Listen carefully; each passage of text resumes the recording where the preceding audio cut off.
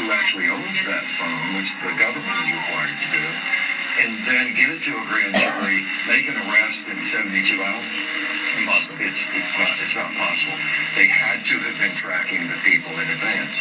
But the fact of the matter is, these techniques are used every single day by law enforcement, the intelligence community, the Department of Defense.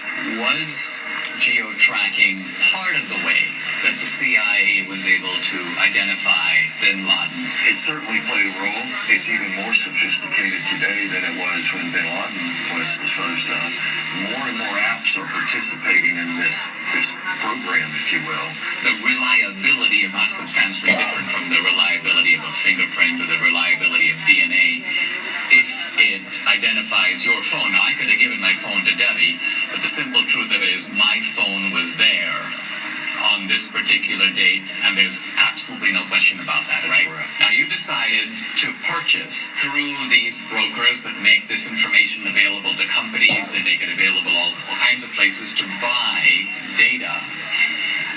Let's talk about the methodology. You identified data in certain places, and by and large you focused on the states where the election was decided.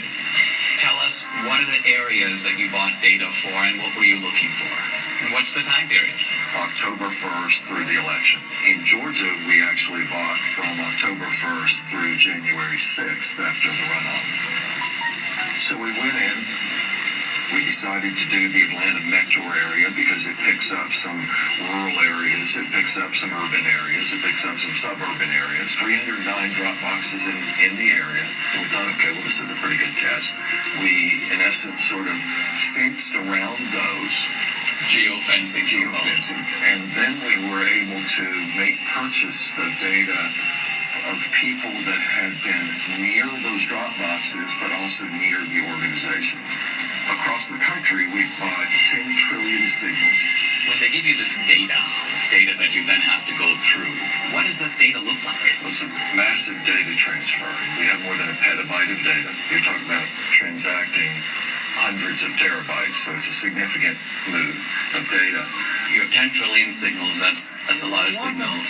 So what was the criterion that you set? The final decision was they had to have been to 10 or more drop boxes, meaning unique visits inside of a space, and 5 or more visits to one or more of these organizations. Those were the outliers. It was such an aberrant pattern. So what you're saying, and it seems to me there's no reason for someone to go to even 2 drop boxes, but you're saying that maybe there's a conceivable reason someone did that.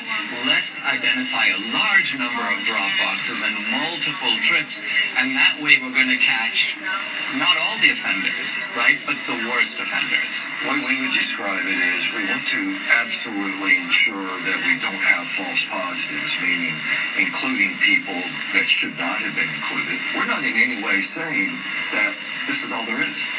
We're just saying that based on our criteria that we identified in Atlanta, 242 people that went to an average of 24 drop boxes in 8 organizations during a 2-week period. 242 mules. Now let's pause for a second. What is a mule? When we started the project, we had to figure out how are we going to describe the individuals and the elements involved. And to us, it felt a lot like a cartel. It felt a lot like trafficking. It can be trafficking in drugs, trafficking in humans. In this instance, it's ballot trafficking. And so we began to use that vernacular. A mule is, by our definition, a person that is involved in picking up ballots from locations and running them to the drop boxes. So you have the collectors on the one hand, you have the stash houses, which are the nonprofits, and then you have the mules that are doing the drops. What do we know about them? Who are they? Well, first let me say, this is not grandma out walking her dog. Bad backgrounds, bad reputations. We've had encounters with several that are not terribly positive. Violent guys. Can be. They are interested in one thing, that's money. Do we know, by the way, how much they get paid? According to the people that have shared information with us, it's generally $10 a ballot. In the Georgia runoff, that number was higher. 2020, of course, was the year of the Antifa riots, the BLM riots, and it was all going on in the months and weeks leading up to the election. Right. And so in the data, you have geo-tracking data of the drop boxes, but you also have data on the rioters. There were several different violent BLM Antifa riots in Atlanta. In one of them, we had 36 of our mules participate in these violent riots. There's an organization that tracks the device IDs across all violent protests around the world. We took a look at our 242 mules in Atlanta, and sure enough, dozens and dozens and dozens of our mules show up on the ACLA databases.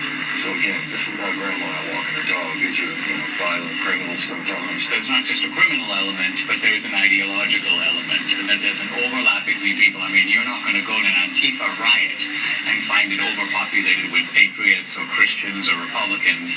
These are people on generally the far left, and turns out that these are people who also help to make up the mule population. I think that's also borne out in our target organizations themselves. They're not like Republican organizations. These are left-wing Democratic organizations. That's Yeah. Let's zoom in here. So the mule is the delivery man, Mule is the or delivery woman, and what you're saying is they have a starting point or multiple starting points, and then they have the end point. And the end point is the drop box. That's right. Right. That's right. But you're saying that they get the ballots from somewhere, and then they go deposit them in multiple drop boxes. One of the questions that will come up in the work that we've done is, well, how do you know that this wasn't just somebody that's got a big family and they just deposited a bunch of ballots once? Or how do you know that this person didn't just work at a location that is near drop boxes, or they're constantly going by a drop box? And the elements that are additive here, the going to the nonprofits, the ability to identify the pattern of approach to a drop box, and that it is going not past a drop box and on, but directly to a drop box and back to another point and then to another drop box. All of these things. I mean, isn't the timing significant? If some guy's going to a drop box at 2 a.m. in the morning, presumably he's not like out for a walk. Right.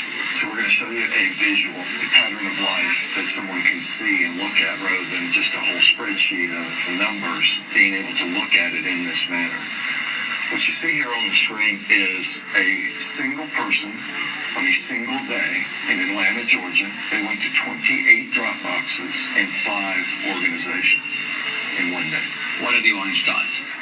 Those are drop boxes. And what is the blue tracks? That is a smoothed out pattern of life so that we could take the sort of the movement of the individual cell phone signals, marry them together into something that's visual so that you can see movement on the individual. To get to some of these drop boxes, you had to be intentional. You had to get off the highway, you had to go on surface streets, you had to turn in somewhere in order to get to those drop boxes. And the circles, I take it, reflect the nonprofit centers. Are that the places where the ballots originate? The stash houses, where the ballots are collected and handed to the mules to take to the drop box. Now let's move over to Arizona. How many mules in Arizona? A little over 200. A little over 200. In Phoenix alone. The reason I think this is all very significant is because these were very close states, right? What was the margin in Georgia? 10 or 11,000, I think, in the end. And Arizona also extremely Yeah, close. very close. Then you moved on to Wisconsin. But our initial look was in Milwaukee. Gross numbers were a little down, but the average number of visits to the drop boxes was up. So instead of having only 24 unique visits, I think we averaged 28. I mean, maybe I've heard people in Milwaukee are really hardworking, and maybe they just went overtime. And then let's go to Michigan. We have more than 500 mules that we've identified in Michigan. Again, the number of boxes is lower. Now, where in Michigan? Detroit mainly. But we have people in Detroit that went to more than 100 drop boxes. I mean, this is stunning because it's like, I cannot think of a rational, kind of innocent reason for someone to do that. It just doesn't exist. So any reasonable person would say, you're onto something big You here. should take a closer look. Let's go to Pennsylvania, critical state. I think it was Pennsylvania that really gave Biden the election. Philadelphia alone we've identified more than 1,100 at rates well beyond anything we'd seen. Closer to 50 drop boxes each. Each guy got to 50 drop boxes. Each. 1,100. We saw people driving back and forth to New Jersey across the bridge. We were saying the ballots may not even be from Philadelphia or from Pennsylvania. We're saying somebody should We were investigate. saying that the origin point appears to be Jersey. Now, running 1,100 meals times 50, we are 50,000 drop-box visits by the meals alone in Philadelphia or greater Philadelphia area. Now, as you were assessing this data, you had, the two of you, and I'm not sure which of you came up with this, a genius idea in my view, for, who was your, of course, who else? Well, to validate your data. We chose to look at two murders that were ending on cold case status. And in Atlanta, 8-year-old Secoria Turner was killed by rounds of gunfire shot into a car that happened just outside this Wendy's parking lot. Bob the data and the team got to work. You could see visually that there were only a handful of unique devices that could possibly have pulled the trigger. So this is the area, and this is where the Wendy's was. And are you saying that each green dot is the same guy, Yeah. but moving through time? Each color is one person. The shooting actually occurred right here in this parking lot. Sort of inside of this circle are really the only potentially legitimate shooters. Each of these devices has a unique device ID, and we turned the bulk of this information over to the Federal Bureau of Investigation. Now, I read, they've arrested 2 suspects. They have. 2 suspected gang members will appear in court this morning on charges that include the shooting death of 8-year-old Secoria Turner. And isn't it true that this tracking these movements, this parallels exactly the work you're doing with the mules? Exactly. It's one thing to have the scientific evidence, which is persuasive on its own merits, but do you have video evidence? We did. How much of it do you have? 4 million minutes of surveillance video around the country. Official surveillance video of these mail-in drop boxes. Yeah. How do you get it? First request. Any citizen can